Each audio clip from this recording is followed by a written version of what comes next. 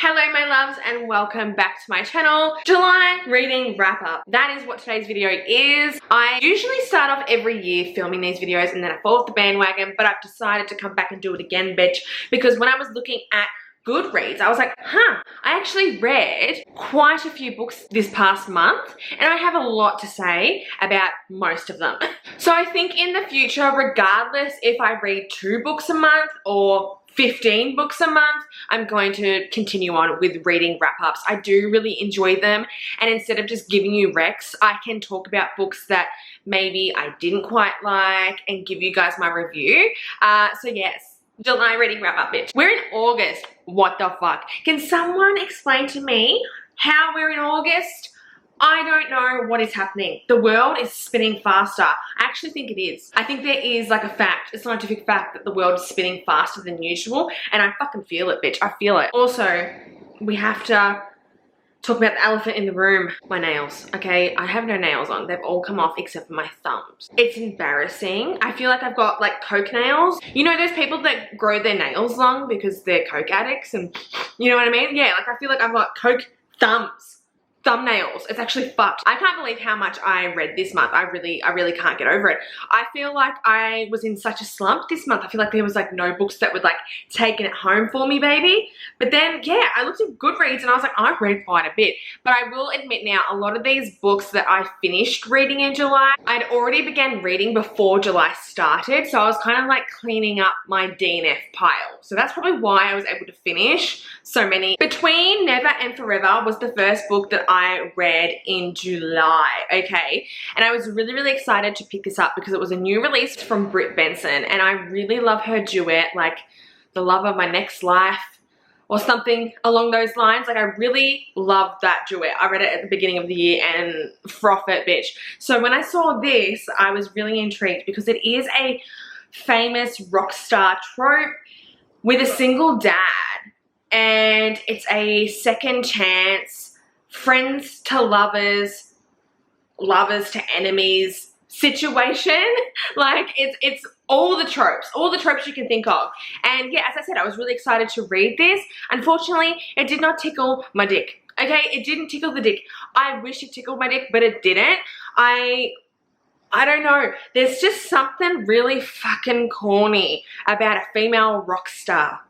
There's something corny in general about rockstar romances. Like, I'm so snobby with them. Like, if you're gonna write a rockstar romance, you've got to do it a particular way. It can't be corny and stereotypical. It's got to be like edgy and different and doesn't make you cringe. Am I sounding misogynistic right now? But because the rockstar wasn't the male in this story, it was the female MC. She was the rock star. There was just a vibe about it that I just couldn't get down with. I also have noticed recently, well, it's not that I've noticed it recently, this has always been a thing with me, but I really don't like dual timelines.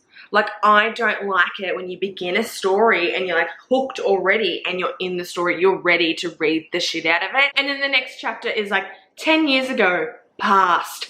And you're like, oh, no, I don't want to go back to when they were like kids. I like it when it's in the present and it's happening now. And yeah, so this is dual timelines. You're going back and forth and you're learning about the breakdown of this relationship and why it was the right person, wrong time, and why they could never figure it out. As I said, doll, it's just not my fave book. I'm going to quickly shout out these next 2, which is Don't Let Her Stay and then Saving Noah. I've already spoken about these in my Read These Romances Right Now. Even though these are thrillers, I put these 2 books in that video.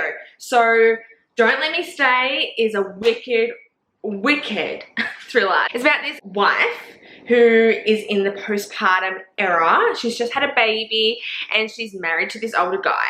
And he's been married twice, and he actually has an older daughter that he has from the previous relationship. The daughter comes into their life and causes chaos, and she's creepy and she's weird, and the wife ends up learning all this stuff about his relationship with his ex-wife, or I should say deceased wife, and the fact that she's dead, how she died, what went down, and it's really creepy, mad thriller vibes. Like, I was feeling stressed when I was reading it. Then we have Saving Noah, which is a psychological thriller, and this is a really interesting read. heavy on the triggers though. It's about this woman whose son just recently got out of like a rehabilitation center for child abuse, and the story is pretty much following her and how she's trying to save her son and how her life has changed since her son committed these crimes. And it is very heartbreaking, quite triggering if you are a parent. I don't get triggered by anything, but this was intense as fuck and very raw.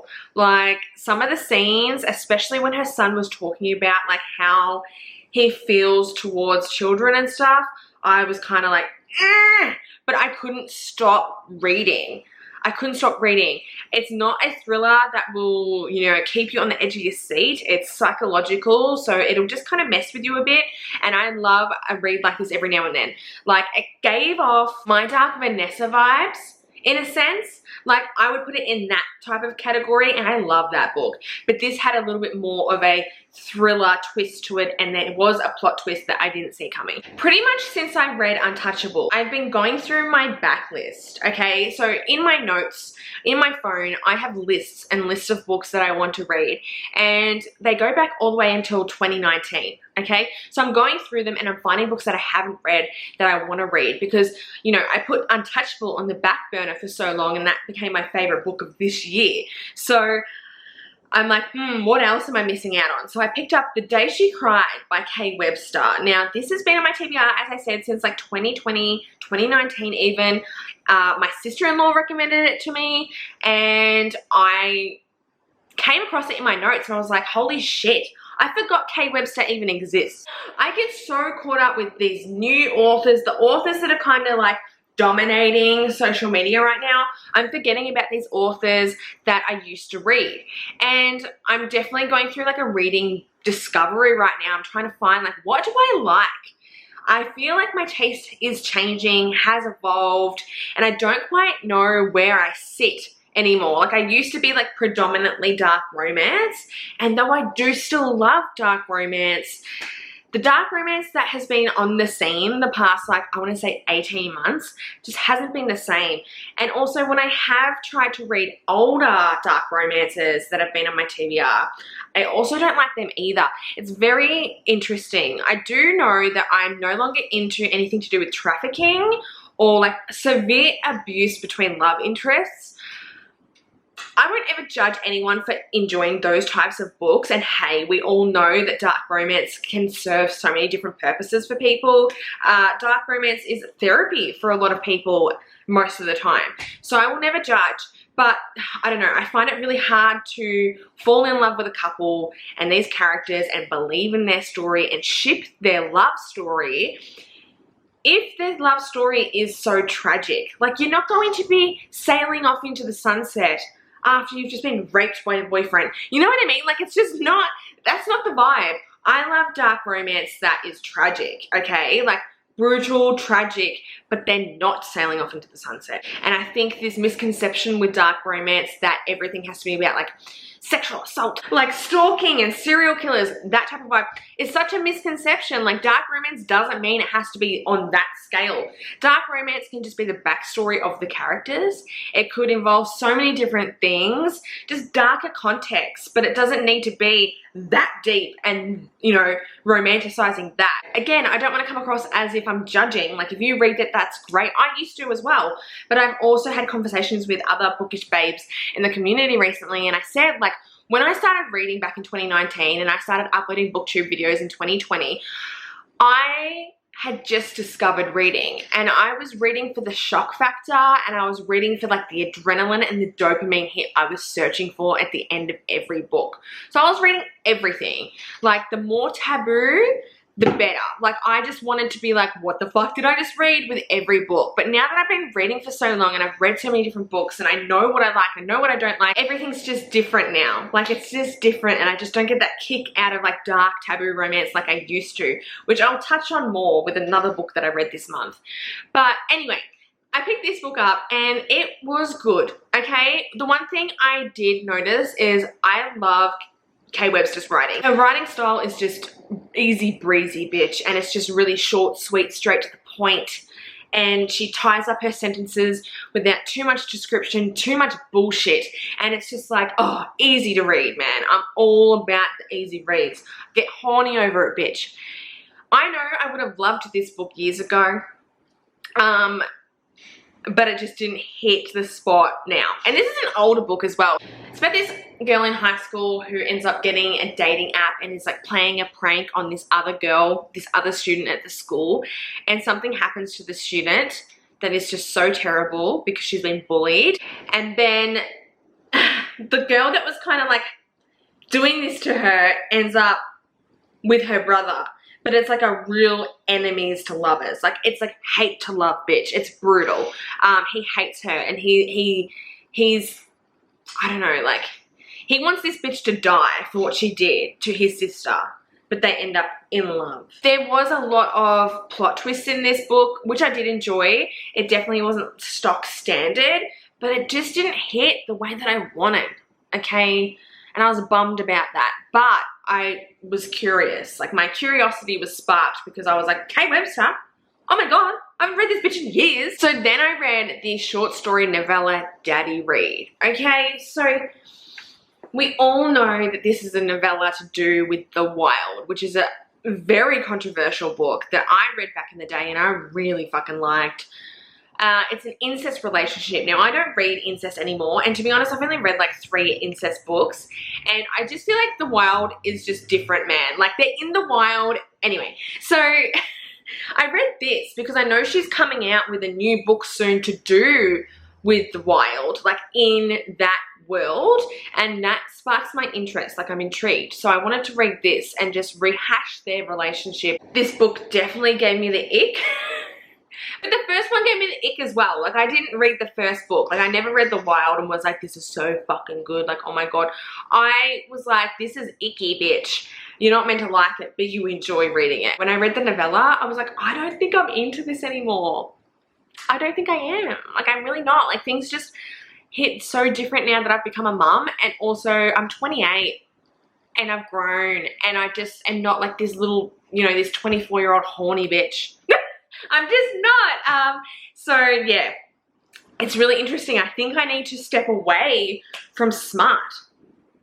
I never thought I'd say that, but I'm finding myself like skimming through sex scenes, which we'll talk about in a minute. I'm jumping ahead. Hate Me by Ashley Jade. So I have a TBR list of bully romances ever since I read Untouchable, and I've read a couple that have been on my list, and this was one of them, and it bored me to death, okay? It's not a bad bully romance, it's a fucking good bully romance, but I've just read too many. And what I have learned recently, another thing I have learned, is I just need my romances to be unique. They cannot be the same as something else. And how do I explain it? All right, so like Sarah Kate's Salacious Club. I've been reading that over the past couple of months. I read The Highest Bidder this past week, and I love that book. That series in general gives me Voyeur from Fiona Cole, which I've said before, but new and different. And Highest Bidder reminded me of Hush Hush by Lucia Franco, which is my favorite book of all time. The story reminds me of other stories, but it's unique to itself. Does that make sense? And that's what I'm finding. Like, I cannot read the same story over and over again. And a lot of these bully romances are so similar.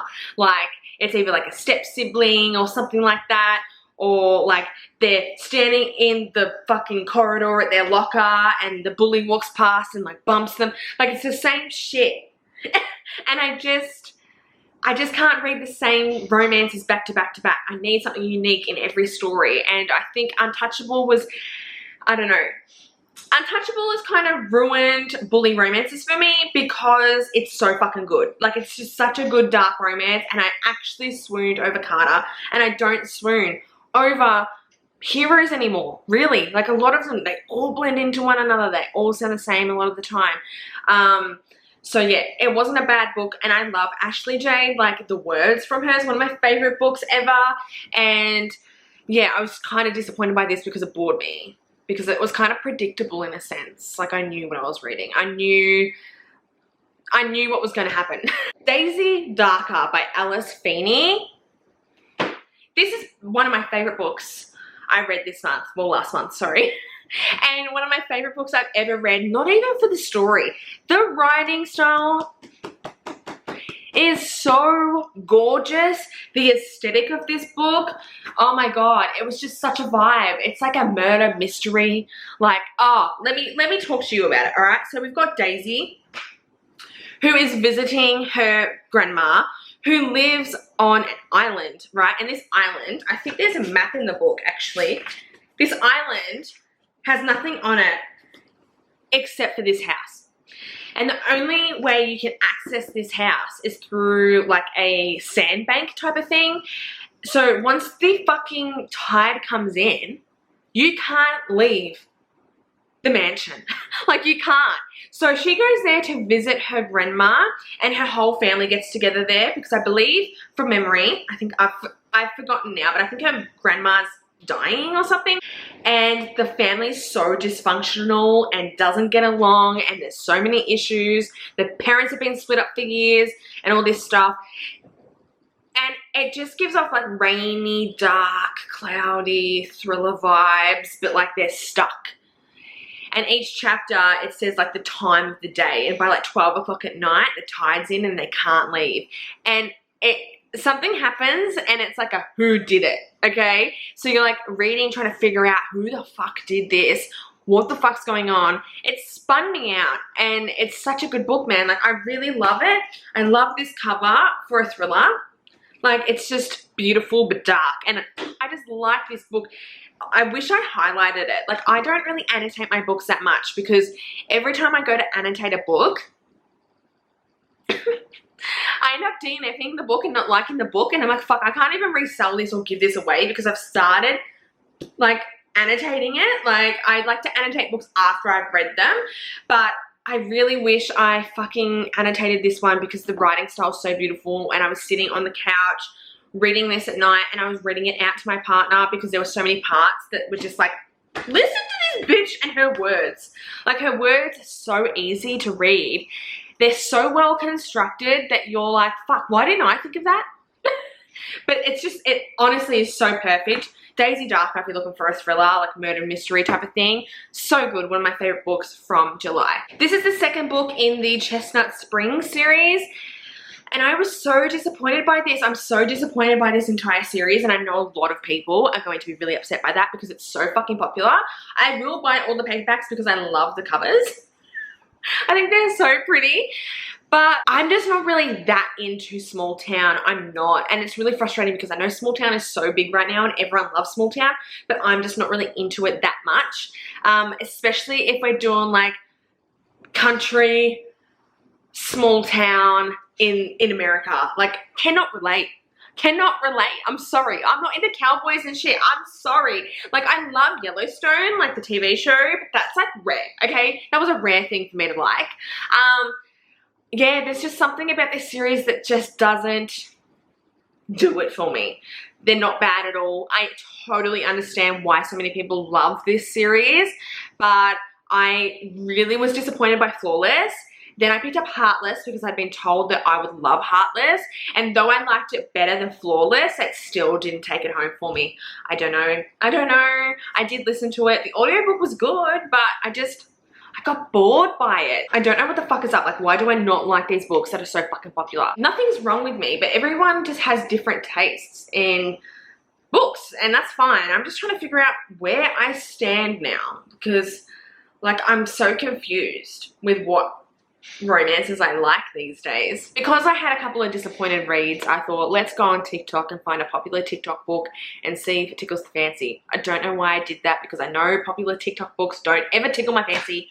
But I picked up The Way I Used to Be, which is a YA novel, which is totally not my style. I think the only YA novel I've read is 1,000 Boy Kisses, which is so amazing and I love. And Paper Princess by Erin Watt is one of my favorite series that I read years ago. It's like an enemies to lovers bully romance situation series, and that's pretty YA, and I really liked that.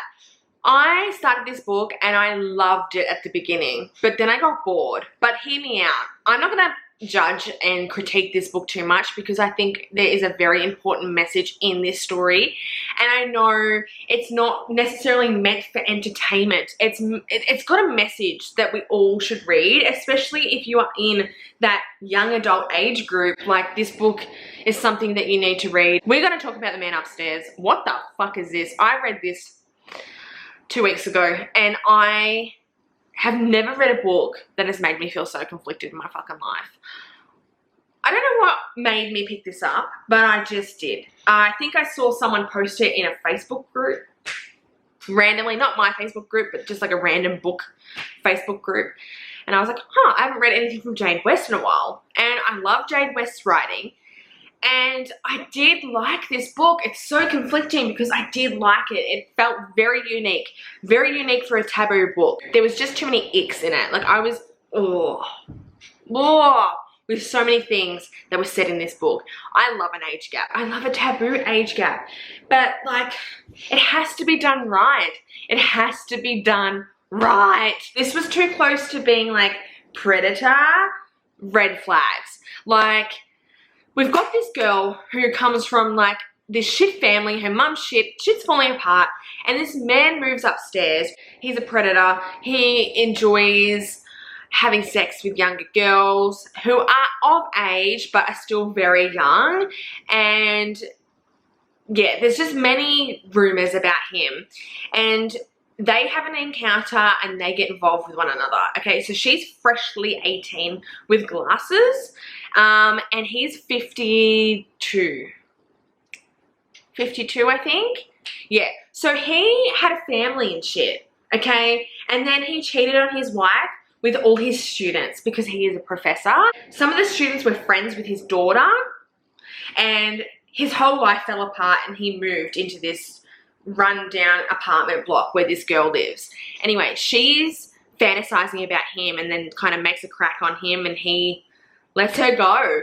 And yeah, it was just icky because there was too many things that were written that pulled me out of the story, and I was like, ugh, why'd you say that? Like, there was one quote in the book where, like, we're getting graphic here. Hopefully I don't get demonetized, but they're doing something sexual. And then he puts something all over her face. Okay, we're speaking code. He puts sauce. Again, we're speaking code, all over her face and her glasses, and she licks it. She's never tasted it before. And in his dialogue, like in his internal dialogue, he says, she looks up at me. She looks up at me like an excited child. And when I read that line, I was just like, ew. Like, no. Like, it was just a gross age gap. It was just gross. Now, mind you, I've read things like Welcome to the Dark Side. I've read things like Balance. I've read The Wild by Kate Webster. They were done well.